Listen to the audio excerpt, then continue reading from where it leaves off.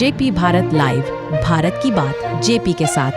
आजसू महासचिव संजय मेहता मीडिया को संबोधित करते हुए कहा कि 19 लोगों का नियुक्ति पत्र देने के लिए अखबार में बड़े बड़े ऐड निकाले जाते हैं।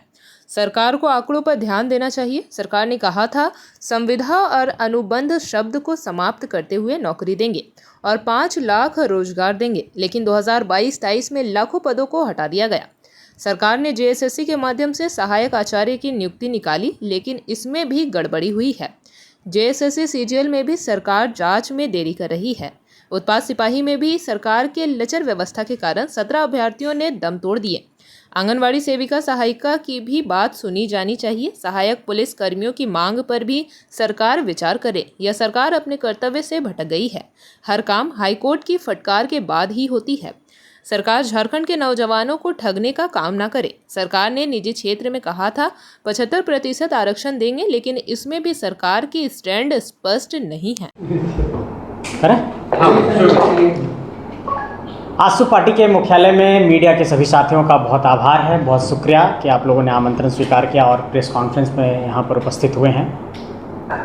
आज का ये प्रेस कॉन्फ्रेंस सरकार के नौकरी, नियोजन और नियुक्ति के सवाल को लेकर के है।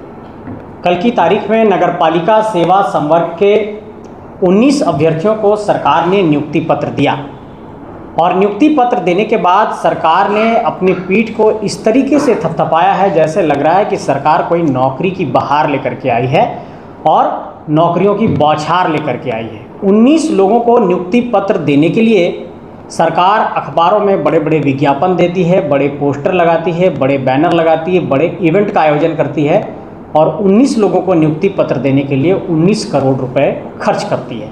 मैं ये एक सांकेतिक बात कह रहा हूँ, उससे ज़्यादा भी खर्च हो सकता है। सवाल ये है कि सरकार को आंकड़ों पर गौर करना चाहिए कि सरकार किस तरीके से फेल हुई है। सरकार का जब पहला कार्यकाल था तो ये कहा गया था कि हम प्रत्येक साल 5 लाख रोजगार देंगे और रोजगार नहीं दे पाए तो बेरोजगारी भत्ता देंगे।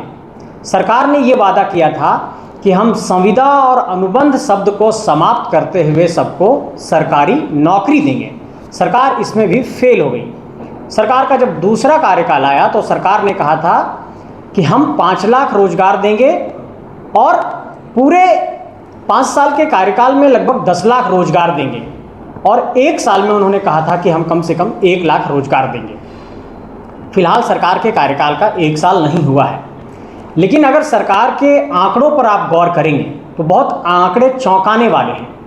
अगर आंकड़ों को आप देखेंगे तो 2022 और 23 में झारखंड के अंदर जो सृजित पद थे सरकार के अंदर वो 5,33,737 था।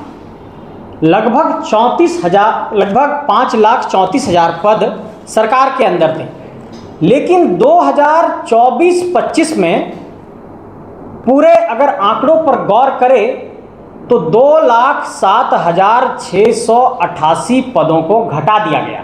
ये पद कहाँ गायब हुए, सरकार भी आधिकारिक तौर पर इसको नहीं बता रही है। अब अगर सरकार में सृजित पदों की संख्या देखेंगे तो वो सिर्फ 3,26,049 है और इस आधार पर जब हम लोग आंकड़ों पर गौर करते हैं तो 1,58,846 पद सरकार में अभी भी रिक्त बचे हुए हैं। अब अगर सरकार के नियुक्तियों का हम एक मापदंड देखते हैं, नियुक्तियों का अगर स्पीड देखते हैं, नियुक्ति करने का तरीका देखते हैं, तो सरकार ने जेएसएससी के माध्यम से सहायक आचार्य की नियुक्ति का विज्ञापन निकाला और उसमें जब सुप्रीम कोर्ट का दखल हुआ और सुप्रीम कोर्ट ने कहा कि आप सहायक आचार्य की नियुक्ति करिए, तो 26,001 पदों के लिए जेएसएससी ने डॉक्यूमेंट वेरिफिकेशन नहीं किया और उसमें 15,409 पद रिक्त रह गए।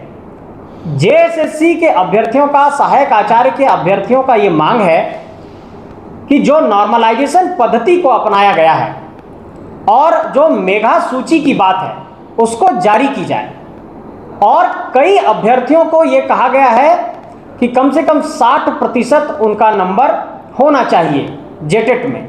जिन्होंने 2013 में पास किया और 2016 में पास किया, तो 2016 में जेटेट अंतिम तौर पर झारखंड के अंदर हुआ था। इसको लेकर के भी अभ्यर्थियों ने ये मांग की है कि जिसका परसेंटेज जिस जेटेट में अधिक है उसको कंसीडर किया जाए। इसको भी आयोग को सुनना चाहिए। ये तो जेएसएससी की बात हो गई। अब जेएसएससी सीजीएल की बात करते हैं सहायक आचार्य के बाद। आपको जेपी भारत लाइव, भारत की बात जेपी के साथ। वीडियो को लाइक करें, शेयर करें और चैनल को सब्सक्राइब करें।